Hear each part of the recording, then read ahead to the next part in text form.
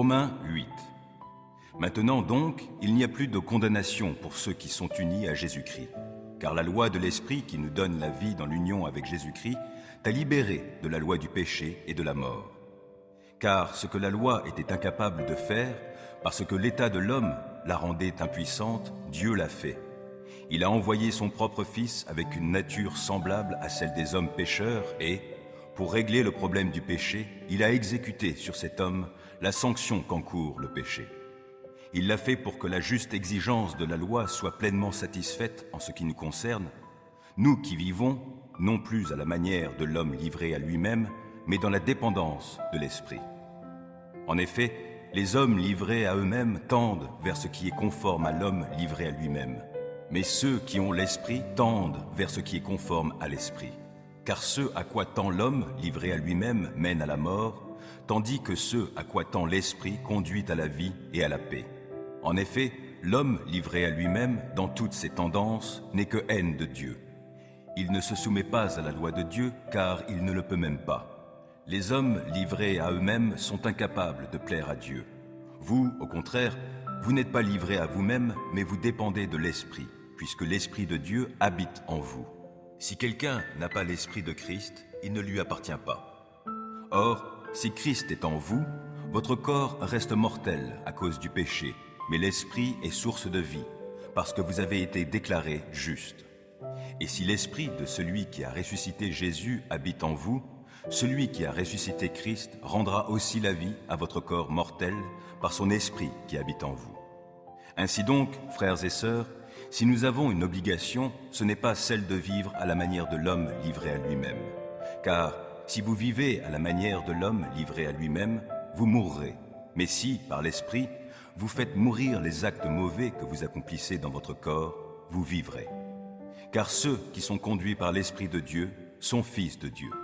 En effet, vous n'avez pas reçu un esprit qui fait de vous des esclaves et vous ramène à la crainte. Non, vous avez reçu l'Esprit en conséquence de votre adoption par Dieu comme ses fils et ses filles. Car c'est par cet Esprit que nous crions « Abba », c'est-à-dire Père. L'Esprit Saint lui-même témoigne à notre esprit que nous sommes enfants de Dieu. Et puisque nous sommes enfants, nous sommes aussi héritiers. Héritiers de Dieu et donc co-héritiers de Christ, puisque nous souffrons avec lui pour avoir part à sa gloire. J'estime d'ailleurs qu'il n'y a aucune commune mesure entre les souffrances de la vie présente et la gloire qui va se révéler en nous. En effet, la création attend, avec un ardent désir, la révélation des fils de Dieu. Car la création tout entière a été réduite à une condition bien dérisoire. Cela ne s'est pas produit de son gré, mais à cause de celui qui l'y a soumise. Il lui a toutefois donné une espérance, c'est que la création elle-même sera délivrée de l'esclavage, de la corruption pour accéder à la liberté que les enfants de Dieu connaîtront dans la gloire. Nous le savons bien, en effet. Jusqu'à présent, la création tout entière est unie dans un profond gémissement et dans les douleurs d'un enfantement. Elle n'est pas seule à gémir, car nous aussi, qui avons reçu l'Esprit comme avant-goût de la gloire, nous gémissons du fond du cœur, en attendant d'être pleinement établis dans notre condition de fils adoptifs de Dieu, quand notre corps sera délivré. Car nous sommes sauvés, mais c'est en espérance. Or, voir ce que l'on espère, ce n'est plus espérer. Qui, en effet, continue à espérer ce qu'il voit? Mais si nous ne voyons pas ce que nous espérons, nous l'attendons avec persévérance. De même, l'Esprit vient nous aider dans notre faiblesse. En effet, nous ne savons pas prier comme il faut, mais l'Esprit lui-même intercède en gémissant d'une manière inexprimable. Et Dieu qui scrute les cœurs sait ce vers quoi tend l'Esprit, car c'est en accord avec Dieu qu'il intercède pour les membres du peuple saint. Nous savons en outre que Dieu fait concourir toutes choses au bien de ceux qu'il aime, de ceux qui ont été appelés conformément au plan divin.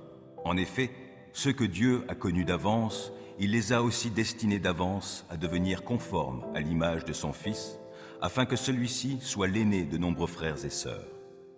Ceux qu'il a ainsi destinés, il les a aussi appelés à lui. Ceux qu'il a ainsi appelés, il les a aussi déclarés justes, et ceux qu'il a déclarés justes, il leur a aussi donné sa gloire. Que dire de plus? Si Dieu est pour nous, qui se lèvera contre nous? Lui qui n'a même pas épargné son propre Fils, mais l'a livré pour nous tous, comment ne nous donnerait-il pas aussi tout avec lui? Qui accusera encore les élus de Dieu? Dieu lui-même les déclare justes. Qui les condamnera? Christ est mort, bien plus. Il est ressuscité. Il est à la droite de Dieu et il intercède pour nous. Qu'est-ce qui pourra nous arracher à l'amour de Christ? La détresse ou l'angoisse? La persécution? La faim? La misère? Le danger ou l'épée? Car il nous arrive ce que dit l'Écriture. À cause de toi, nous sommes exposés à la mort à longueur de jour. On nous considère comme des moutons destinés à l'abattoir. Mais dans tout cela, nous sommes bien plus que vainqueurs par celui qui nous a aimés. Oui, j'en ai l'absolue certitude. Ni la mort, ni la vie, ni les anges, ni les dominations, ni le présent, ni l'avenir, ni les puissances, ni ce qui est en haut, ni ce qui est en bas, ni aucune autre créature, rien ne pourra nous arracher à l'amour que Dieu nous a témoigné en Jésus-Christ, notre Seigneur. Psaume 112. Louez l'Éternel. Heureux est l'homme qui craint l'Éternel et trouve un grand plaisir à ses commandements. Sa postérité sera forte dans le pays et la génération du juste sera bénie. Abondance et richesse règnent dans sa maison et sa conduite juste sera pour toujours prise en compte. Une lumière luit dans les ténèbres pour les gens droits, ceux qui font grâce, qui sont compatissants et justes. Il est bon qu'un homme ait de l'empathie et qu'il prête à autrui et qu'avec équité il gère ses affaires. Ainsi ne trébuchera-t-il jamais et l'on se souviendra du juste pour toujours. Il ne craint pas de mauvaises nouvelles, il a le cœur tranquille, confiant en l'Éternel. Plein d'assurance, il est sans crainte, dans l'attente de voir le sort réservé à ses ennemis. Il donne aux pauvres avec largesse et sa conduite juste sera pour toujours prise en compte. Il peut garder la tête haute et il est honoré. Le méchant le constate et s'en irrite, grince des dents et se démoralise. Le désir des méchants n'aboutira à rien. Si vous écoutez attentivement la parole de l'Éternel, votre Dieu, et si vous obéissez à tous les commandements que je vous donne aujourd'hui, si vous les appliquez, alors l'Éternel, votre Dieu, vous donnera une place prépondérante au-dessus de tous les autres peuples de la terre. Si vous obéissez à l'Éternel, votre Dieu, voici toutes les bénédictions dont Dieu vous comblera. Vous jouirez de ces bénédictions à la ville comme au champ. Il vous bénira en vous donnant de nombreux enfants et d'abondantes récoltes, en multipliant le nombre de vos bœufs, de vos moutons et de vos chèvres. Il vous bénira en remplissant votre corbeille et votre pétrin. Il vous bénira lors de vos allées et venues, au départ comme à l'arrivée. L'Éternel mettra en déroute les ennemis qui vous attaqueront. S'ils marchent contre vous par un seul chemin, ils s'enfuiront en débandade en tous sens. L'Éternel vous bénira en remplissant vos greniers et en faisant réussir tout ce que vous entreprendrez. Oui, l'Éternel, votre Dieu, vous bénira dans le pays qu'il vous donnera. Si vous obéissez aux commandements de l'Éternel, votre Dieu, et si vous suivez les chemins qu'il vous a prescrits, il fera de vous un peuple saint pour lui, comme il l'a promis par serment. Tous les peuples de la terre verront alors que l'Éternel est invoqué en votre faveur, et ils vous craindront. L'Éternel vous comblera de biens dans le pays qu'il a promis par serment à vos ancêtres de vous donner. Il vous accordera de nombreux enfants, multipliera vos troupeaux et vous donnera des récoltes abondantes. L'Éternel ouvrira pour vous son bon trésor céleste pour donner en temps voulu la pluie nécessaire aux terres et pour bénir tout travail que vous accomplirez. Vous prêterez à de nombreux peuples et vous n'aurez vous-même pas besoin d'emprunter. L'Éternel vous fera tenir le premier rang parmi les peuples, jamais le dernier. Vous occuperez toujours la position la plus haute et non une position inférieure, à condition que vous écoutiez les commandements de l'Éternel, votre Dieu, que je vous prescris aujourd'hui pour y obéir et les appliquer, sans vous écarter ni dans un sens ni dans l'autre de tout ce que je vous ordonne aujourd'hui, pour vous attacher à d'autres dieux et leur rendre un culte. Par contre, si vous n'obéissez pas à l'Éternel, votre Dieu, si vous ne veillez pas à appliquer tous ces commandements et ces lois que je vous transmets moi-même aujourd'hui, voici quelles malédictions fondront sur vous. Vous serez maudits à la ville comme au champ. La malédiction reposera sur votre corbeille à fruits et sur votre pétrin. Dieu maudira vos enfants et vos récoltes, et les portées de vos troupeaux, de gros et de petits bétails. Maudits serez-vous dans vos allées et venues, au départ comme à l'arrivée. L'Éternel déchaînera contre vous la misère, le désordre et la ruine dans tout ce que vous entreprendrez, et que vous exécuterez, jusqu'à ce que vous soyez complètement détruits, et vous ne tarderez pas à disparaître, parce que vous m'aurez abandonné et que vous aurez commis de mauvaises actions. L'Éternel vous enverra une épidémie de peste qui finira par vous éliminer du pays dans lequel vous allez entrer pour en prendre possession. Il vous frappera de maladies qui vous feront dépérir, des fièvres et des inflammations de toute nature. Il frappera aussi vos champs par la sécheresse, la rouille et le charbon. Tous ces fléaux vous poursuivront jusqu'à ce que vous disparaissiez. Le ciel au-dessus de vos têtes sera aussi dur que du bronze, et la terre sous vos pieds sera comme du fer. Au lieu de pluie, l'Éternel enverra sur votre pays de la poussière et du sable, qui tomberont du ciel sur vous jusqu'à ce que vous soyez exterminés. Il vous mettra en déroute devant vos ennemis. Si vous marchez contre eux par un seul chemin, vous fuirez devant eux en débandade en tous sens. En voyant ce qui vous arrivera, tous les royaumes de la terre seront terrifiés. Vos cadavres serviront de pâture aux rapaces et aux fauves que personne ne viendra déranger. L'Éternel vous affligera d'ulcères comme les Égyptiens, d'hémorroïdes, de gales et de pustules incurables. Il vous frappera de folie, d'aveuglement et d'égarement d'esprit, au point que vous tâtonnerez en plein jour comme des aveugles dans l'obscurité. Aucune de vos entreprises ne réussira. Tous les jours, vous serez exploités et dépouillés sans personne pour vous délivrer. Si un homme se fiance, un autre homme épousera sa fiancée. Si quelqu'un bâtit une maison, il ne s'y installera pas. S'il plante une vigne, il n'en recueillera pas les fruits. Vos bœufs seront abattus sous vos yeux, et vous n'en mangerez pas la viande. Vos ânes seront volés devant vous, et ne vous seront jamais restitués. Vos moutons et vos chèvres tomberont entre les mains de vos ennemis, et personne ne viendra à votre secours.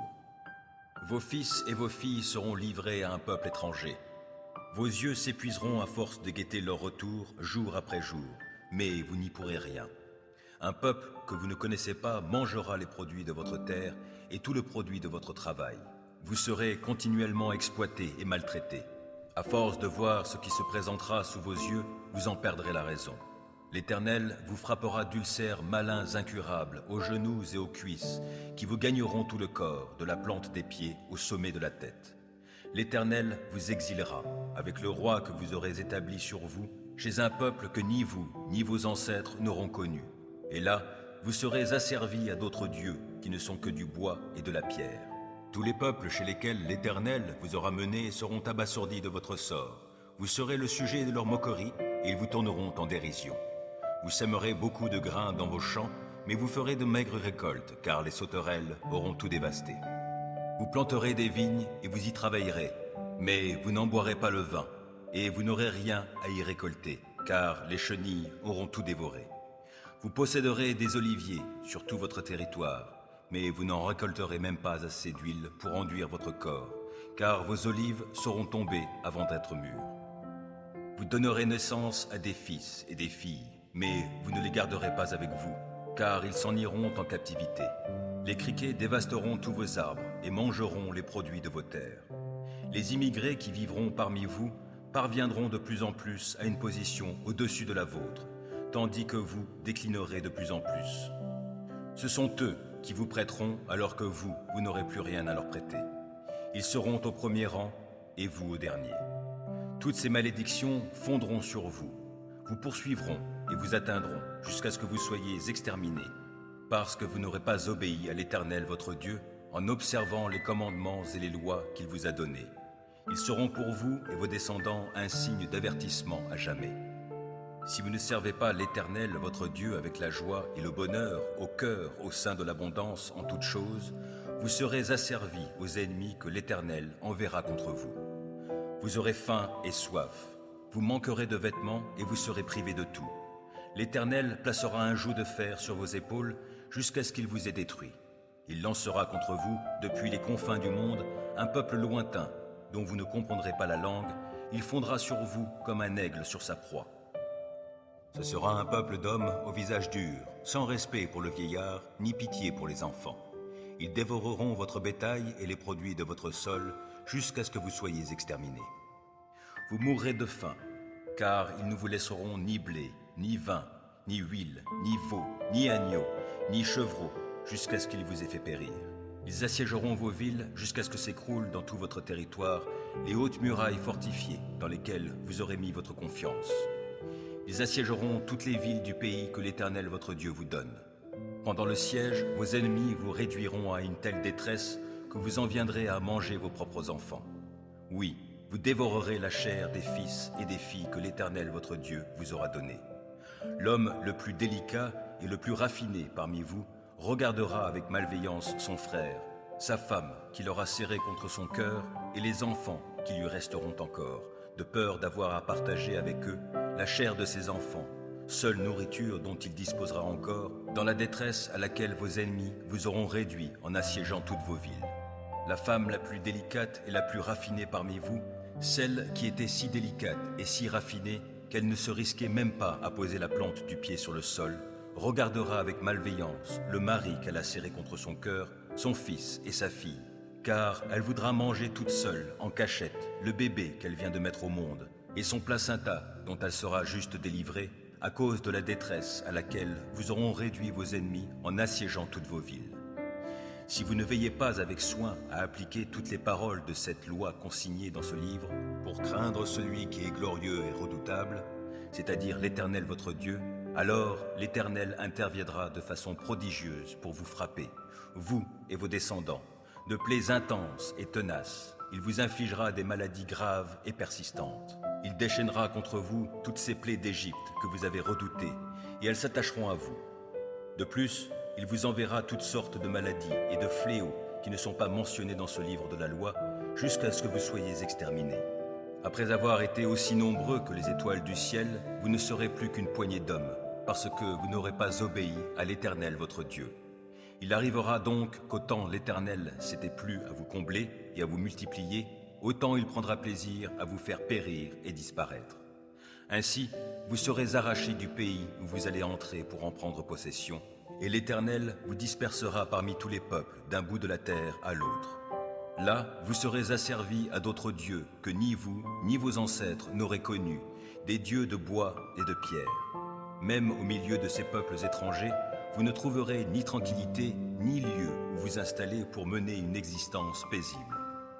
L'Éternel vous donnera là un cœur inquiet et des yeux éteints. Le découragement vous rongera, votre avenir sera très incertain, vous connaîtrez nuit et jour la peur, vous n'aurez aucune assurance pour votre vie. La terreur envahira votre cœur à cause de tout ce que vous aurez constamment sous les yeux, de sorte que le matin vous direz « si seulement c'était le soir ». Et le soir, quand donc viendra le matin? L'Éternel vous fera reprendre le chemin de l'Égypte sur des bateaux, alors qu'il vous avait dit que vous ne la reverriez plus jamais. Là, vous vous offrirez vous-même comme esclave à vos ennemis, mais personne ne voudra vous acheter. Voici les paroles de l'alliance que l'Éternel ordonna à Moïse de conclure avec les Israélites dans le pays de Moab, en plus de l'alliance qu'il avait conclue avec eux au mont Horeb. Lettre de Jacques, chapitre 1. Jacques, serviteur de Dieu et du Seigneur Jésus-Christ, salue les 12 tribus dispersées du peuple de Dieu. Mes frères et sœurs, quand vous passez par toutes sortes d'épreuves, considérez-vous comme heureux. Car vous le savez, la mise à l'épreuve de votre foi produit l'endurance. Mais il faut que votre endurance aille jusqu'au bout de ce qu'elle peut faire, pour que vous parveniez à l'état d'adulte et soyez pleins de force, des hommes auxquels il ne manque rien. Si l'un de vous manque de sagesse, qu'il la demande à Dieu, qui la lui donnera, car il donne à tous généreusement et sans faire de reproches. Il faut cependant qu'il la demande avec foi, sans douter, car celui qui doute ressemble aux vagues de la mer, agité et soulevé par le vent. Qu'un tel homme ne s'imagine pas obtenir quoi que ce soit du Seigneur. Son cœur est partagé, il est inconstant dans toutes ses entreprises. Que le frère ou la sœur pauvre soit fier de ce que Dieu l'élève, et le riche de ce que Dieu l'abaisse. En effet, il passera comme la fleur des champs. Le soleil se lève, sa chaleur devient brûlante, et la plante se dessèche. Sa fleur tombe, et toute sa beauté s'évanouit. Ainsi en est-il du riche. Il disparaîtra au milieu de ses activités. Heureux l'homme qui tient ferme face à la tentation, car après avoir fait ses preuves, il recevra la couronne du vainqueur, la vie que Dieu a promise à ceux qui l'aiment. Que personne, devant la tentation, ne dise « c'est Dieu qui me tente », car Dieu ne peut pas être tenté par le mal, et il ne tente lui-même personne. Lorsque nous sommes tentés, ce sont les mauvais désirs que nous portons en nous qui nous attirent et nous séduisent. Puis le mauvais désir conçoit et donne naissance au péché. Or le péché, une fois parvenu à son plein développement, engendre la mort. Ne vous laissez donc pas égarer sur ce point, mes chers frères et sœurs. Tout cadeau de valeur, tout don parfait nous vient d'en haut, du Père des Lumières, et en qui il n'y a ni changement, ni ombre due à des variations. Par un acte de sa libre volonté, il nous a engendrés par la parole de vérité pour que nous soyons comme les premiers fruits de sa nouvelle création. Vous savez tout cela, mes chers frères et sœurs. Mais que chacun de vous soit toujours prêt à écouter, qu'il ne se hâte pas de parler ni de se mettre en colère. Car ce n'est pas par la colère qu'un homme accomplit ce qui est juste aux yeux de Dieu. Débarrassez-vous donc de tout ce qui souille et de tout ce qui reste en vous de méchanceté, pour recevoir avec humilité la parole qui a été plantée dans votre cœur, car elle a le pouvoir de vous sauver. Seulement, ne vous contentez pas de l'écouter, traduisez-la en actes, sans quoi vous vous tromperiez vous-même. En effet, si quelqu'un se contente d'écouter la parole sans y conformer ses actes, il ressemble à un homme qui, en s'observant dans un miroir, découvre son vrai visage. Après s'être ainsi observé, il s'en va et oublie ce qu'il est. Voici, au contraire, un homme qui scrute la loi parfaite qui donne la liberté. Il lui demeure fidèlement attaché, et au lieu de l'oublier après l'avoir entendu, il y conforme ses actes. Cet homme sera heureux dans tout ce qu'il fait. Mais si quelqu'un croit être religieux, alors qu'il ne sait pas tenir sa langue en bride, il s'illusionne lui-même. Sa religion ne vaut rien. La religion authentique et pure aux yeux de Dieu, le Père, consiste à aider les orphelins et les veuves dans leur détresse et à ne pas se laisser corrompre par ce monde. 1 Samuel 2. Alors Anne prononça cette prière. La joie remplit mon cœur, c'est grâce à l'Éternel. Oui, grâce à l'Éternel, mon front s'est relevé, et j'ai de quoi répondre à ceux qui me blessaient. Oui, je jubile, car Dieu m'a secouru. Nul ne l'égale. L'Éternel seul est saint, et, à part lui, il n'y a pas de Dieu. Pas de rocher semblable à notre Dieu. Que cessent donc vos paroles hautaines et les bravades sortant de votre bouche. Car l'Éternel est un Dieu qui sait tout. C'est lui qui pèse les actes des humains. Voilà brisé l'arc des guerriers. Ceux qui chancellent sont armés de vigueur. Tous les repus s'embauchent pour du pain. Les affamés seront comblés de biens, et la stérile met 7 enfants au monde, alors que celle qui en avait beaucoup sera flétrie. C'est l'Éternel qui fait mourir et vivre. Il fait descendre dans le séjour des morts et en fait remonter. L'Éternel seul dépouille et enrichit. Il humilie et il élève aussi. De la poussière, il arrache le pauvre, et il relève l'indigent de la fange pour l'installer au milieu des puissants et lui donner une place d'honneur. À l'Éternel sont les fondements de la terre, et c'est sur eux qu'il a posé le monde. Il gardera les pas de ceux qui lui sont attachés, mais les méchants périront dans la nuit, car aucun homme n'est vainqueur par la force. Ceux qui contestent contre Dieu sont brisés. Du haut du ciel, il tonnera contre eux. Il jugera les confins de la terre. Il donnera la puissance à son roi, et il élèvera l'homme qui, de sa part, a reçu l'onction d'huile. Après cela, Elkana retourna chez lui à Rama, et le jeune garçon fut au service de l'Éternel auprès du prêtre Élie. Les fils d'Élie étaient des vauriens qui ne se souciaient pas de l'Éternel. En effet, voici comment ils agissaient à l'égard du peuple. Chaque fois que quelqu'un offrait un sacrifice, au moment où la viande cuisait, un de leurs serviteurs arrivait, une fourchette à 3 dents à la main. Il piquait dans la casserole, la marmite, le chaudron ou le pot et prenait pour le prêtre tout ce que la fourchette ramenait. C'est ainsi qu'il procédait envers tous les Israélites qui venaient à Silo.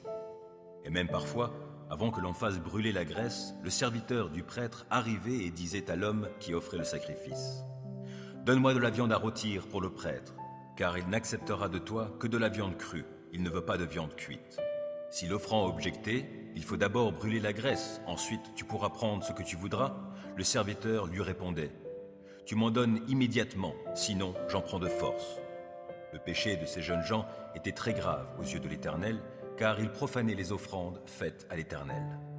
Mais Samuel accomplissait son service en présence de l'Éternel. Ce jeune garçon était vêtu d'un vêtement de lin semblable à ceux des prêtres.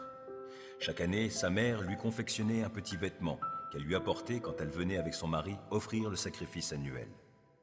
Élie bénit Elkana et sa femme en disant : « Que l'Éternel t'accorde d'autres enfants de cette femme pour remplacer celui qu'elle a consacré à l'Éternel. » Puis ils repartirent chez eux. L'Éternel intervint en faveur d'Anne. Elle fut plusieurs fois enceinte et mit au monde 3 fils et 2 filles, tandis que le jeune Samuel grandissait dans la présence de l'Éternel. Élie était très âgé. Il entendait dire comment ses fils agissaient envers les Israélites et même qu'ils couchaient avec les femmes qui se rassemblaient à l'entrée de la tente de la rencontre. Il leur dit : « Pourquoi agissez-vous ainsi ? J'apprends de tout le peuple votre mauvaise conduite. Cessez donc, mes fils, car ce que j'entends raconter n'est pas beau. Vous détournez de la bonne voie le peuple de l'Éternel. Si un homme pêche contre un autre, Dieu est là pour arbitrer. Mais si quelqu'un pêche contre l'Éternel lui-même, qui interviendra en sa faveur ? Mais les fils ne tinrent aucun compte de l'avertissement de leur père, car l'Éternel voulait les faire mourir. Le jeune Samuel continuait à croître, et il gagnait de plus en plus la faveur de Dieu et celle des hommes. Un jour, un homme de Dieu vint trouver Élie et lui dit : « Voici ce que déclare l'Éternel. Est-ce que je ne me suis pas clairement fait connaître à tes ancêtres et à leurs familles quand ils vivaient encore en Égypte, esclaves du Pharaon ? Je les ai choisis parmi toutes les tribus d'Israël pour qu'ils exercent le sacerdoce pour moi en offrant les sacrifices sur mon autel, en brûlant l'encens et pour qu'ils portent le vêtement sacerdotal devant moi. Je leur ai attribué une part de viande de tous les sacrifices consumés par le feu offerts par les Israélites. Pourquoi donc méprisez-vous les sacrifices et les offrandes qui me sont destinés et que j'ai ordonné d'offrir dans ma demeure ? Pourquoi honores-tu tes fils plus que moi en vous engraissant des meilleurs morceaux des sacrifices que mon peuple Israël vient m'offrir ? Puisqu'il en est ainsi, voici ce que moi, l'Éternel, le Dieu d'Israël, je déclare. J'avais promis à ta famille et à celle de tes ancêtres que vous seriez toujours chargés du service devant moi. Mais à présent, moi, l'Éternel, je le déclare. C'est fini. Car j'honorerai ceux qui m'honorent, mais ceux qui me méprisent seront à leur tour couverts d'opprobre. Voici que le temps va venir où je briserai ta vigueur et celle de ta famille, de sorte qu'on n'y trouvera plus de vieillards. Alors que tout ira bien pour Israël, tu verras la détresse au sujet de ma demeure, et personne n'atteindra plus jamais un âge avancé dans ta famille. Cependant, je maintiendrai l'un des tiens au service de mon autel, mais ce sera pour épuiser tes yeux à pleurer et pour t'affliger, et tous tes descendants mourront dans la force de l'âge. Ce qui arrivera à tes 2 fils, Ophni et Phinéas, sera pour toi un signe. Ils mourront tous 2 le même jour. Ensuite, je me choisirai un prêtre fidèle qui agira selon ma pensée et mes désirs. Je lui bâtirai une dynastie qui me sera fidèle et qui officiera en présence du roi auquel j'aurai accordé l'onction. Ceux qui subsisteront dans ta famille viendront se prosterner devant lui pour obtenir une obole et un morceau de pain et lui diront : de grâce, accorde-nous une charge sacerdotale quelconque à côté de toi, pour que nous ayons du moins quelque chose à manger. Proverbe 15. Une réponse douce apaise la colère, mais une parole blessante excite l'irritation. Qui enseigne avec sagesse rend le savoir attrayant, mais la bouche des sots ne répand que des sottises. L'Éternel voit ce qui se passe en tout lieu. Il observe tous les hommes, méchants et bons. Des paroles réconfortantes sont comme un arbre de vie, mais la langue malfaisante démoralise. Seul un insensé méprise ce que son père lui a enseigné. Qui tient compte des avertissements est un homme avisé. Il y a de nombreux trésors dans la maison du juste, mais les profits du méchant sont source d'ennui. Les lèvres des sages répandent le savoir, mais il n'en est pas ainsi du cœur des insensés. L'Éternel a en horreur les sacrifices offerts par les méchants, mais les prières des hommes droits lui sont agréables. L'Éternel a en horreur la conduite du méchant, mais il aime celui qui recherche ce qui est juste. Une dure leçon attend celui qui s'écarte du droit chemin, qui déteste être repris périra. L'Éternel connaît le séjour des morts, le lieu des disparus. Combien plus le cœur des humains est-il à découvert devant lui? Le moqueur n'aime pas qu'on le reprenne. C'est pourquoi il ne demande pas l'avis des sages. Un cœur joyeux rend le visage aimable, mais quand le cœur est triste, l'esprit est abattu. L'homme intelligent cherche toujours à apprendre, alors que les sots se repaissent de sottises. Pour l'affligé, tous les jours sont mauvais, mais celui qui a le contentement dans son cœur est toujours en fête. Mieux vaut avoir peu et craindre Dieu que de posséder une grande fortune avec du tourment. Mieux vaut un plat de légumes là où règne l'amour qu'un bœuf gras assaisonné de haine. L'homme irascible suscite des querelles, mais celui qui garde son sang-froid apaise les disputes. Le chemin du paresseux est une haie de ronces, mais le sentier des hommes droits est une route bien aplanie. Un fils sage fait la joie de son père. Seul un homme insensé a du mépris pour sa mère. La sottise ravit l'homme dépourvu de sens. Un homme intelligent marche droit. Quand on ne consulte personne, les projets échouent. Mais lorsqu'il y a beaucoup de conseillers, ils se réalisent. Savoir donner la bonne réponse est une source de joie, et combien est agréable une parole dite à propos. L'homme avisé suit le sentier qui mène en haut vers la vie, et qui le fait échapper au séjour des morts en bas. L'Éternel renverse la maison des orgueilleux, mais il protège la propriété de la veuve. Les projets malveillants sont en horreur à l'Éternel, mais les paroles aimables sont pures. Qui veut s'enrichir à tout prix entraîne sa famille dans le malheur, mais qui déteste les pots de vin vivra longtemps. Le juste réfléchit bien avant de répondre, mais la bouche des méchants répand le mal. L'Éternel se tient loin des méchants, mais il entend la prière des justes. Un regard lumineux met le cœur en joie. Une bonne nouvelle fortifie jusqu'aux os. Qui prête une oreille attentive aux critiques constructives habitera parmi les sages.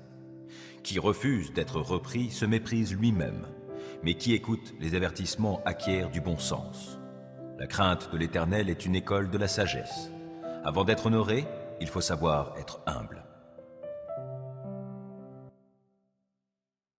Romains 8. Maintenant donc, il n'y a plus de condamnation pour ceux qui sont unis à Jésus-Christ, car la loi de l'Esprit qui nous donne la vie dans l'union avec Jésus-Christ t'a libéré de la loi du péché et de la mort. Car ce que la loi était incapable de faire, parce que l'état de l'homme la rendait impuissante, Dieu l'a fait. Il a envoyé son propre Fils avec une nature semblable à celle des hommes pécheurs et, pour régler le problème du péché, il a exécuté sur cet homme la sanction qu'encourt le péché. Il l'a fait pour que la juste exigence de la loi soit pleinement satisfaite en ce qui nous concerne, nous qui vivons, non plus à la manière de l'homme livré à lui-même, mais dans la dépendance de l'Esprit. En effet, les hommes livrés à eux-mêmes tendent vers ce qui est conforme à l'homme livré à lui-même, mais ceux qui ont l'Esprit tendent vers ce qui est conforme à l'Esprit. Car ce à quoi tend l'homme livré à lui-même mène à la mort, tandis que ce à quoi tend l'Esprit conduit à la vie et à la paix. En effet, l'homme livré à lui-même, dans toutes ses tendances, n'est que haine de Dieu. Il ne se soumet pas à la loi de Dieu, car il ne le peut même pas.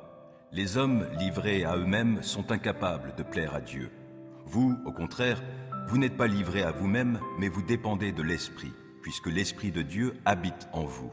Si quelqu'un n'a pas l'Esprit de Christ, il ne lui appartient pas. Or, si Christ est en vous, votre corps reste mortel à cause du péché, mais l'Esprit est source de vie, parce que vous avez été déclarés justes.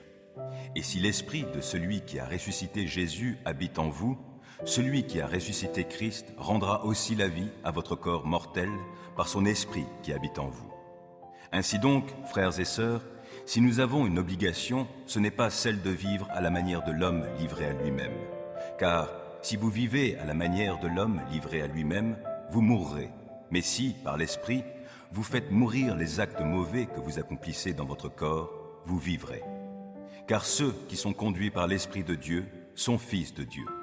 En effet, vous n'avez pas reçu un esprit qui fait de vous des esclaves et vous ramène à la crainte. Non, vous avez reçu l'Esprit en conséquence de votre adoption par Dieu comme ses fils et ses filles.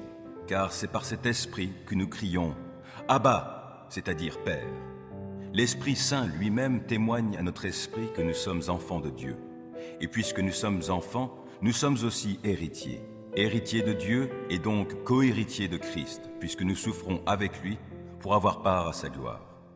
J'estime d'ailleurs qu'il n'y a aucune commune mesure entre les souffrances de la vie présente et la gloire qui va se révéler en nous. En effet, la création attend, avec un ardent désir, la révélation des fils de Dieu.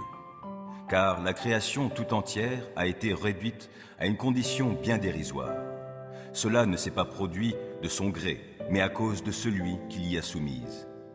Il lui a toutefois donné une espérance, c'est que la création elle-même sera délivrée de l'esclavage, de la corruption pour accéder à la liberté que les enfants de Dieu connaîtront dans la gloire.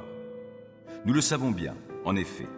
Jusqu'à présent, la création tout entière est unie dans un profond gémissement et dans les douleurs d'un enfantement. Elle n'est pas seule à gémir, car nous aussi, qui avons reçu l'Esprit comme avant-goût de la gloire, nous gémissons du fond du cœur, en attendant d'être pleinement établis dans notre condition de fils adoptifs de Dieu, quand notre corps sera délivré. Car nous sommes sauvés, mais c'est en espérance. Or, voir ce que l'on espère, ce n'est plus espérer. Qui, en effet, continue à espérer ce qu'il voit? Mais si nous ne voyons pas ce que nous espérons, nous l'attendons avec persévérance. De même, l'Esprit vient nous aider dans notre faiblesse. En effet, nous ne savons pas prier comme il faut, mais l'Esprit lui-même intercède en gémissant d'une manière inexprimable. Et Dieu qui scrute les cœurs sait ce vers quoi tend l'Esprit, car c'est en accord avec Dieu qu'il intercède pour les membres du peuple saint. Nous savons en outre que Dieu fait concourir toutes choses au bien de ceux qu'il aime, de ceux qui ont été appelés conformément au plan divin. En effet, ceux que Dieu a connus d'avance, il les a aussi destinés d'avance à devenir conformes à l'image de son Fils, afin que celui-ci soit l'aîné de nombreux frères et sœurs. Ceux qu'il a ainsi destinés, il les a aussi appelés à lui. Ceux qu'il a ainsi appelés, il les a aussi déclarés justes, et ceux qu'il a déclarés justes, il leur a aussi donné sa gloire. Que dire de plus? Si Dieu est pour nous, qui se lèvera contre nous? Lui qui n'a même pas épargné son propre Fils, mais l'a livré pour nous tous, comment ne nous donnerait-il pas aussi tout avec lui? Qui accusera encore les élus de Dieu? Dieu lui-même les déclare justes. Qui les condamnera? Christ est mort, bien plus. Il est ressuscité. Il est à la droite de Dieu et il intercède pour nous. Qu'est-ce qui pourra nous arracher à l'amour de Christ? La détresse ou l'angoisse? La persécution? La faim? La misère? Le danger ou l'épée? Car il nous arrive ce que dit l'Écriture. À cause de toi, nous sommes exposés à la mort à longueur de jour. On nous considère comme des moutons destinés à l'abattoir. Mais dans tout cela, nous sommes bien plus que vainqueurs par celui qui nous a aimés. Oui, j'en ai l'absolue certitude. Ni la mort, ni la vie, ni les anges, ni les dominations, ni le présent, ni l'avenir, ni les puissances, ni ce qui est en haut, ni ce qui est en bas, ni aucune autre créature, rien ne pourra nous arracher à l'amour que Dieu nous a témoigné en Jésus-Christ, notre Seigneur. Psaume 112. Louez l'Éternel. Heureux est l'homme qui craint l'Éternel et trouve un grand plaisir à ses commandements. Sa postérité sera forte dans le pays et la génération du juste sera bénie. Abondance et richesse règnent dans sa maison et sa conduite juste sera pour toujours prise en compte. Une lumière luit dans les ténèbres pour les gens droits, ceux qui font grâce, qui sont compatissants et justes. Il est bon qu'un homme ait de l'empathie et qu'il prête à autrui et qu'avec équité il gère ses affaires. Ainsi ne trébuchera-t-il jamais et l'on se souviendra du juste pour toujours. Il ne craint pas de mauvaises nouvelles, il a le cœur tranquille, confiant en l'Éternel. Plein d'assurance, il est sans crainte, dans l'attente de voir le sort réservé à ses ennemis. Il donne aux pauvres avec largesse, et sa conduite juste sera pour toujours prise en compte. Il peut garder la tête haute, et il est honoré. Le méchant le constate et s'en irrite, grince des dents et se démoralise. Le désir des méchants n'aboutira à rien. Si vous écoutez attentivement la parole de l'Éternel, votre Dieu, et si vous obéissez à tous les commandements que je vous donne aujourd'hui, si vous les appliquez, Alors l'Éternel votre Dieu vous donnera une place prépondérante au-dessus de tous les autres peuples de la terre. Si vous obéissez à l'Éternel votre Dieu, voici toutes les bénédictions dont Dieu vous comblera. Vous jouirez de ces bénédictions à la ville comme au champ. Il vous bénira en vous donnant de nombreux enfants et d'abondantes récoltes, en multipliant le nombre de vos bœufs, de vos moutons et de vos chèvres. Il vous bénira en remplissant votre corbeille et votre pétrin. Il vous bénira lors de vos allées et venues, au départ comme à l'arrivée. L'Éternel mettra en déroute les ennemis qui vous attaqueront. S'ils marchent contre vous par un seul chemin, ils s'enfuiront en débandade en tous sens. L'Éternel vous bénira en remplissant vos greniers et en faisant réussir tout ce que vous entreprendrez. Oui, l'Éternel votre Dieu vous bénira dans le pays qu'il vous donnera. Si vous obéissez aux commandements de l'Éternel votre Dieu, et si vous suivez les chemins qu'il vous a prescrits, il fera de vous un peuple saint pour lui, comme il l'a promis par serment. Tous les peuples de la terre verront alors que l'Éternel est invoqué en votre faveur, et ils vous craindront. L'Éternel vous comblera de biens dans le pays qu'il a promis par serment à vos ancêtres de vous donner. Il vous accordera de nombreux enfants, multipliera vos troupeaux et vous donnera des récoltes abondantes. L'Éternel ouvrira pour vous son bon trésor céleste pour donner en temps voulu la pluie nécessaire aux terres et pour bénir tout travail que vous accomplirez. Vous prêterez à de nombreux peuples et vous n'aurez vous-même pas besoin d'emprunter. L'Éternel vous fera tenir le premier rang parmi les peuples, jamais le dernier. Vous occuperez toujours la position la plus haute et non une position inférieure, à condition que vous écoutiez les commandements de l'Éternel votre Dieu, que je vous prescris aujourd'hui pour y obéir et les appliquer, sans vous écarter ni dans un sens ni dans l'autre de tout ce que je vous ordonne aujourd'hui pour vous attacher à d'autres dieux et leur rendre un culte. Par contre, si vous n'obéissez pas à l'Éternel votre Dieu, si vous ne veillez pas à appliquer tous ces commandements et ces lois que je vous transmets moi-même aujourd'hui, voici quelles malédictions fondront sur vous. Vous serez maudits à la ville comme au champ. La malédiction reposera sur votre corbeille à fruits et sur votre pétrin.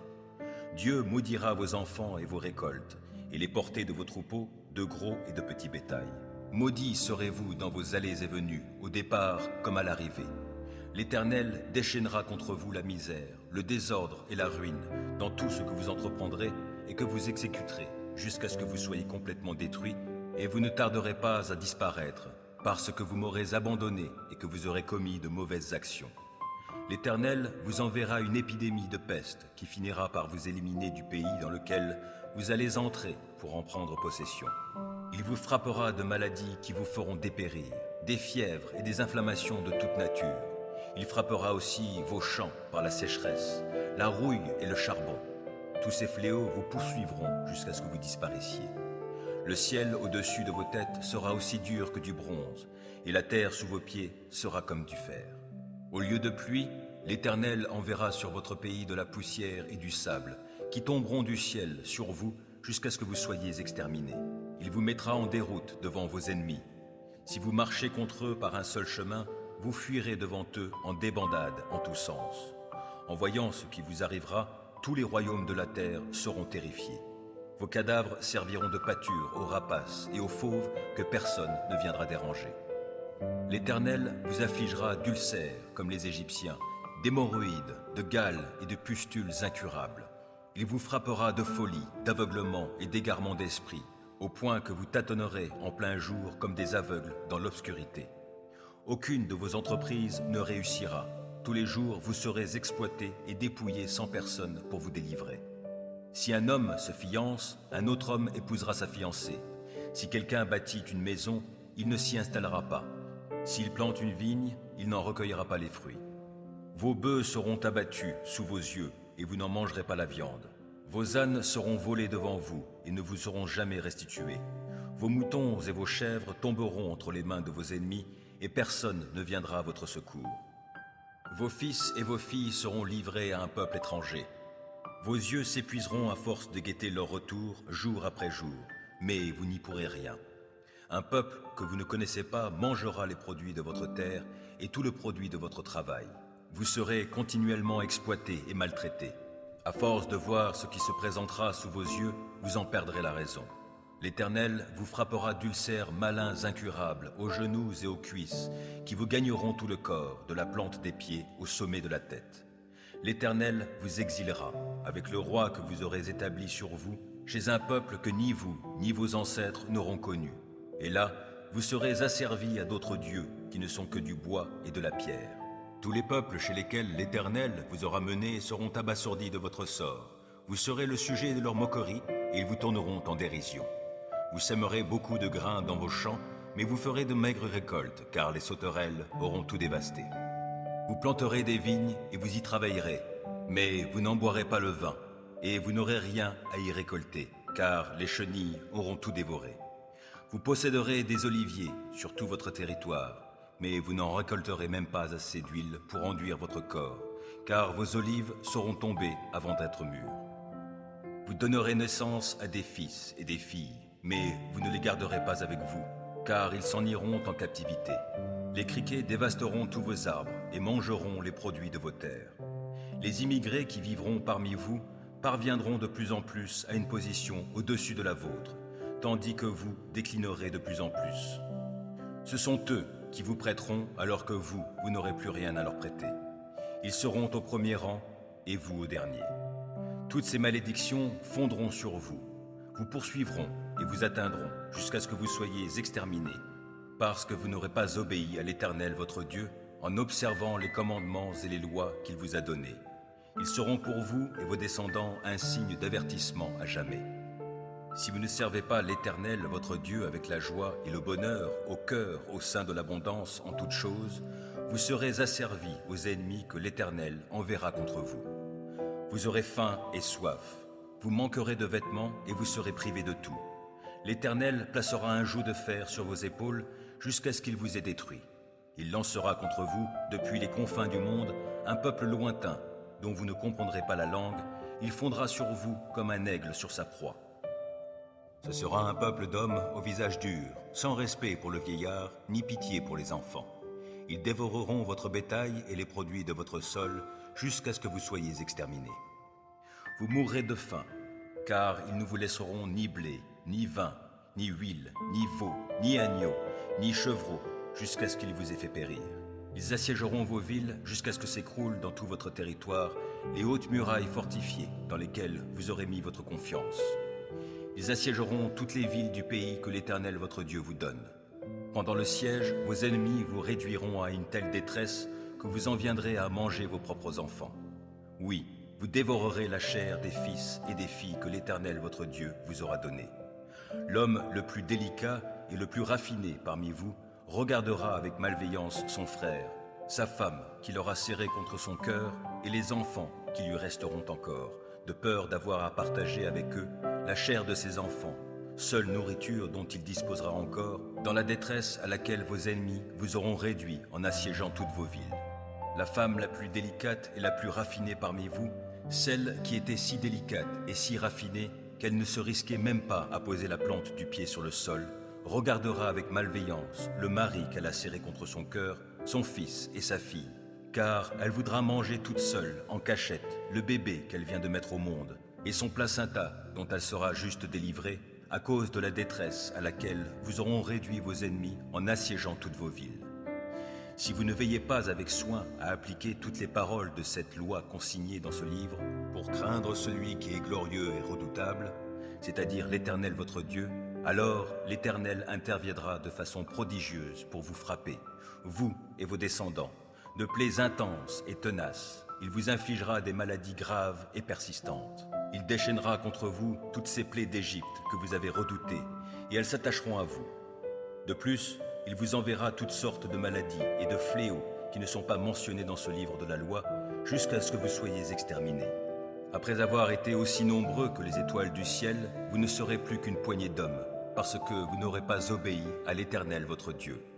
Il arrivera donc qu'autant l'Éternel s'était plu à vous combler et à vous multiplier, autant il prendra plaisir à vous faire périr et disparaître.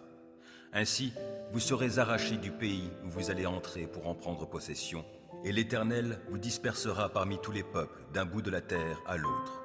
Là, vous serez asservis à d'autres dieux que ni vous, ni vos ancêtres n'auraient connus, des dieux de bois et de pierre. Même au milieu de ces peuples étrangers, vous ne trouverez ni tranquillité, ni lieu où vous installer pour mener une existence paisible. L'Éternel vous donnera là un cœur inquiet et des yeux éteints. Le découragement vous rongera, votre avenir sera très incertain, vous connaîtrez nuit et jour la peur. Vous n'aurez aucune assurance pour votre vie. La terreur envahira votre cœur à cause de tout ce que vous aurez constamment sous les yeux, de sorte que le matin vous direz « si seulement c'était le soir ». Et le soir, quand donc viendra le matin? L'Éternel vous fera reprendre le chemin de l'Égypte sur des bateaux, alors qu'il vous avait dit que vous ne la reverriez plus jamais. Là, vous vous offrirez vous-même comme esclave à vos ennemis, mais personne ne voudra vous acheter. Voici les paroles de l'alliance que l'Éternel ordonna à Moïse de conclure avec les Israélites dans le pays de Moab, en plus de l'alliance qu'il avait conclue avec eux au mont Horeb. Lettre de Jacques, chapitre 1. Jacques, serviteur de Dieu et du Seigneur Jésus-Christ, salue les 12 tribus dispersées du peuple de Dieu. Mes frères et sœurs, quand vous passez par toutes sortes d'épreuves, considérez-vous comme heureux. Car vous le savez, la mise à l'épreuve de votre foi produit l'endurance. Mais il faut que votre endurance aille jusqu'au bout de ce qu'elle peut faire, pour que vous parveniez à l'état d'adulte et soyez plein de force, des hommes auxquels il ne manque rien. Si l'un de vous manque de sagesse, qu'il la demande à Dieu, qui la lui donnera, car il donne à tous généreusement et sans faire de reproches. Il faut cependant qu'il la demande avec foi, sans douter, car celui qui doute ressemble aux vagues de la mer, agité et soulevé par le vent. Qu'un tel homme ne s'imagine pas obtenir quoi que ce soit du Seigneur. Son cœur est partagé, il est inconstant dans toutes ses entreprises. Que le frère ou la sœur pauvre soit fier de ce que Dieu l'élève, et le riche de ce que Dieu l'abaisse. En effet, il passera comme la fleur des champs. Le soleil se lève, sa chaleur devient brûlante, et la plante se dessèche. Sa fleur tombe, et toute sa beauté s'évanouit. Ainsi en est-il du riche. Il disparaîtra au milieu de ses activités. Heureux l'homme qui tient ferme face à la tentation, car après avoir fait ses preuves, il recevra la couronne du vainqueur, la vie que Dieu a promise à ceux qui l'aiment. Que personne, devant la tentation, ne dise « c'est Dieu qui me tente », car Dieu ne peut pas être tenté par le mal, et il ne tente lui-même personne. Lorsque nous sommes tentés, ce sont les mauvais désirs que nous portons en nous qui nous attirent et nous séduisent. Puis le mauvais désir conçoit et donne naissance au péché. Or le péché, une fois parvenu à son plein développement, engendre la mort. Ne vous laissez donc pas égarer sur ce point, mes chers frères et sœurs. Tout cadeau de valeur, tout don parfait nous vient d'en haut, du Père des Lumières, et en qui il n'y a ni changement, ni ombre due à des variations.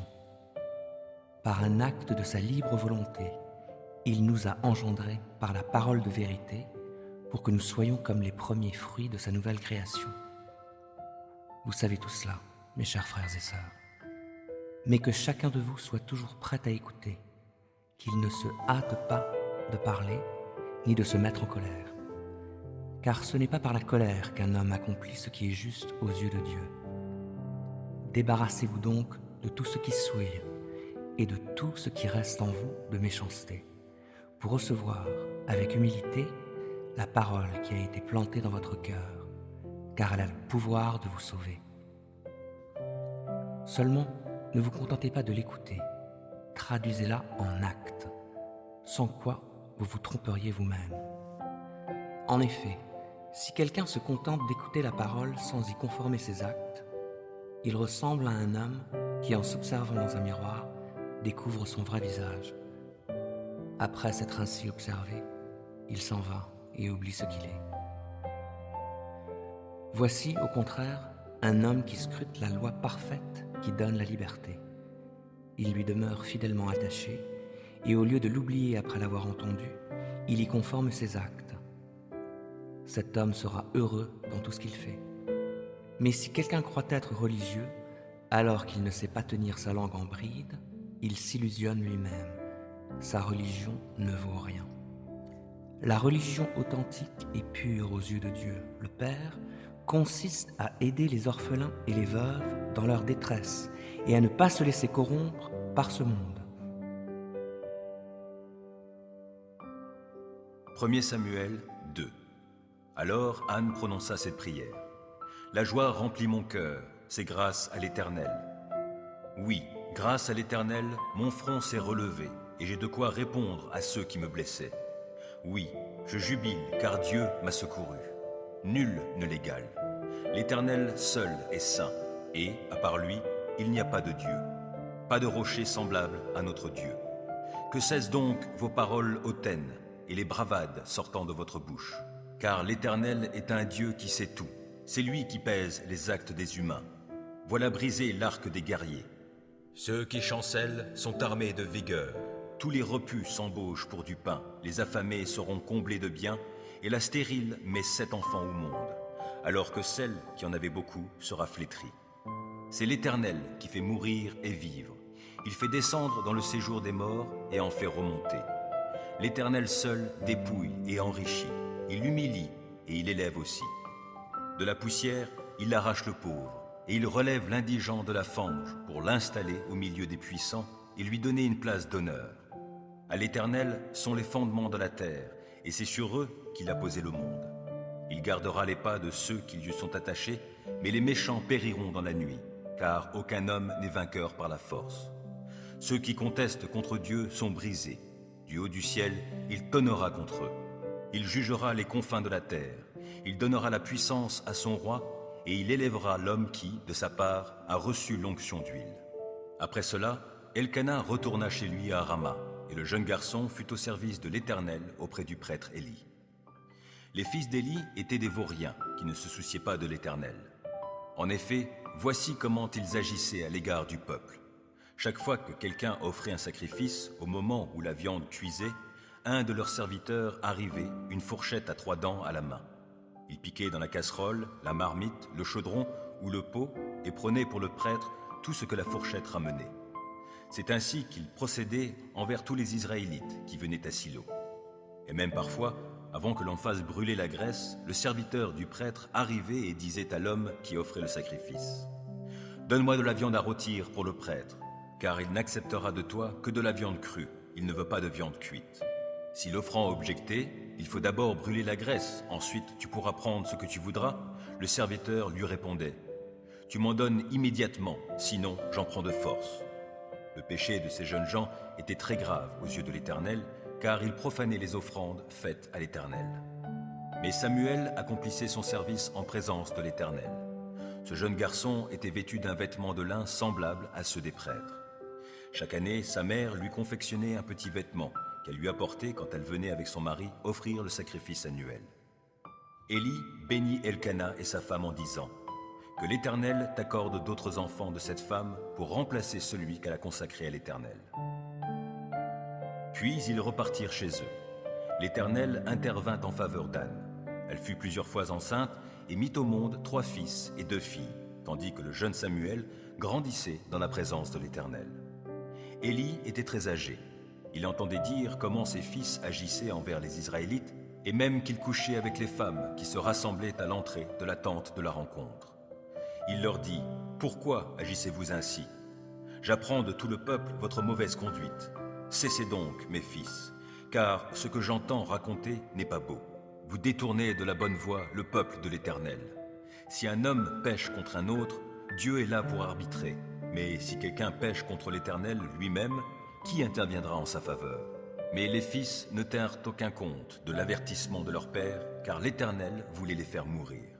Le jeune Samuel continuait à croître, et il gagnait de plus en plus la faveur de Dieu et celle des hommes. Un jour, un homme de Dieu vint trouver Élie et lui dit : « Voici ce que déclare l'Éternel.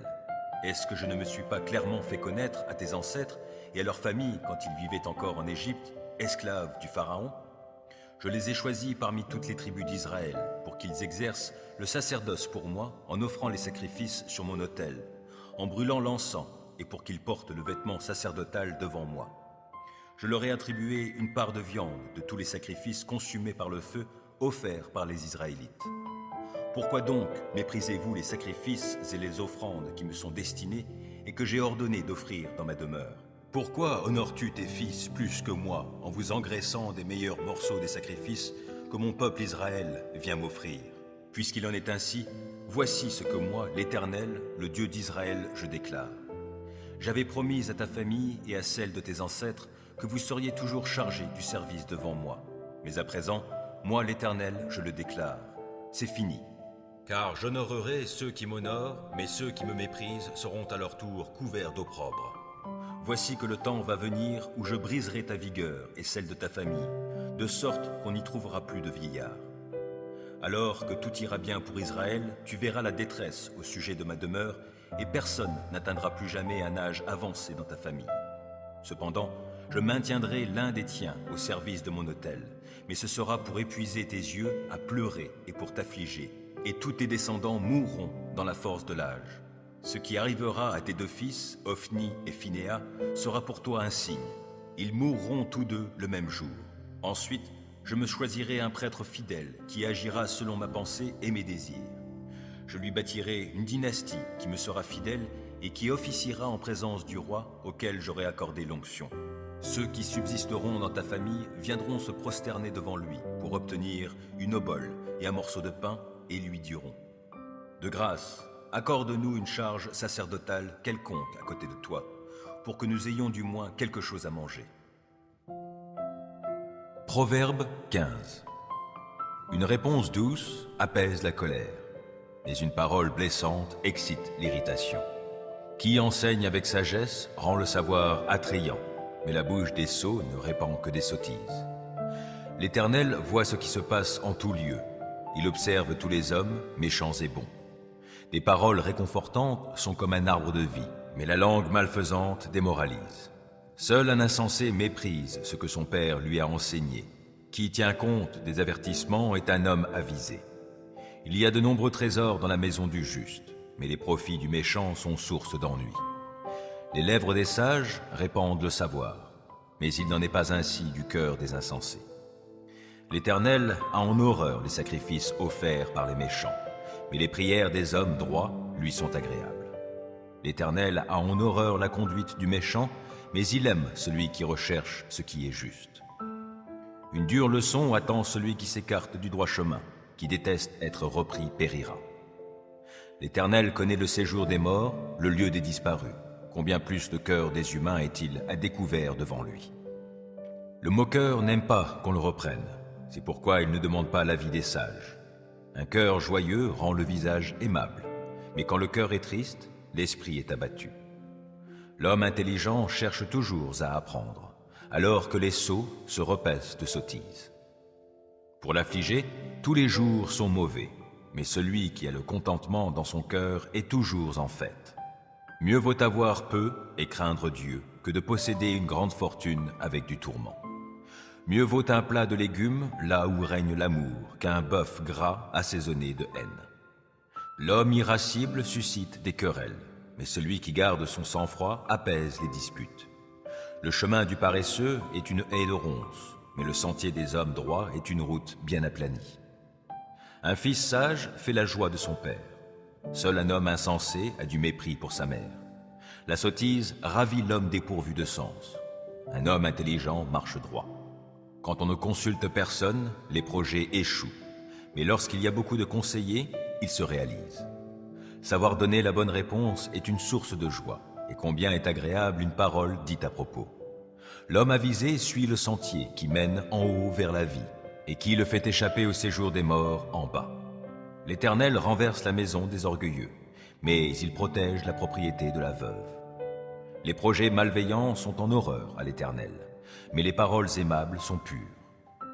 Qui veut s'enrichir à tout prix entraîne sa famille dans le malheur, mais qui déteste les pots de vin vivra longtemps. Le juste réfléchit bien avant de répondre, mais la bouche des méchants répand le mal.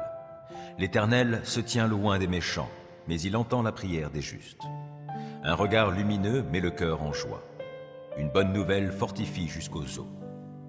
Qui prête une oreille attentive aux critiques constructives habitera parmi les sages. Qui refuse d'être repris se méprise lui-même, mais qui écoute les avertissements acquiert du bon sens. La crainte de l'Éternel est une école de la sagesse. Avant d'être honoré, il faut savoir être humble.